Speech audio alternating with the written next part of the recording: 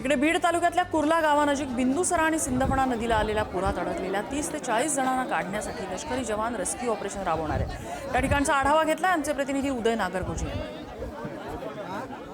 गेल्या 3 दिवसात झालेल्या अतिवृष्टीमुळे पूरस्थिती निर्माण झाली आहे आणि आता यामध्ये या पुरामध्ये बिंदुसरा नदी असेल, सिंदफणा नदी असेल, दुतडी भरून वाहते आणि या पुरामध्ये अनेक लोक अडकलेत। आपण सध्या बीड जवळच्या कुर्ला गावाच्या परिसरात आहोत आणि या ठिकाणी जे बिंदुसरा नदीचं पात्र आहे त्या पात्रामध्ये एका वस्तीवर 30 ते 40 लोक अडकले आहेत आणि त्यांना वाचवण्यासाठी आता हे लष्कराचं पथक या ठिकाणाहून रवाना होणार आहे। आपण पाहू शकतो कशा पद्धतीनं या ठिकाणी या लष्करी जवानांकडून तयारी केली जाते, बोट सज्ज केली जात आहे आणि या बोटीच्या मदतीने आता ते लोकांपर्यंत पोहोचणार आहेत।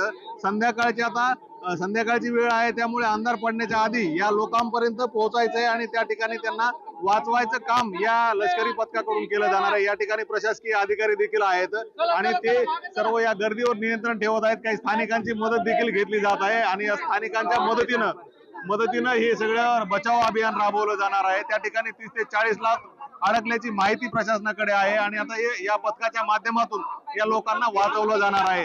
थोड्याच वेळात हे पथक त्या ठिकाणी रवाना होईल आणि बचाव अभियान राबवणार आहे। आपण पाहू शकतो कशा पद्धतीने या सगळी तयारी सुरू आहे आणि थोड्याच वेळात हे पथक या लोकांना वाचवण्यासाठी रवाना होणार आहे। उदय नागरगोजे, पुढारी न्यूज, बीड। इकडे बीडमध्ये गोदावरी नदीला आलेल्या पुरामुळे संपर्क तुटलेल्या परळी तालुक्यातल्या पोहनेर गावात आमदार धनंजय मुंडे यांनी होडीतून जाऊन पाहणी केली। गावकऱ्यांची त्यांनी भेट घेतली आणि त्यांच्याशी संवाद साधत त्यांना धीर दिलाय। यावेळी महसूल प्रशासन, पोलीस अधिकारी यासह आपत्ती व्यवस्थापन विभागाचे अधिकारी आणि कर्मचारी सुद्धा उपस्थित होते।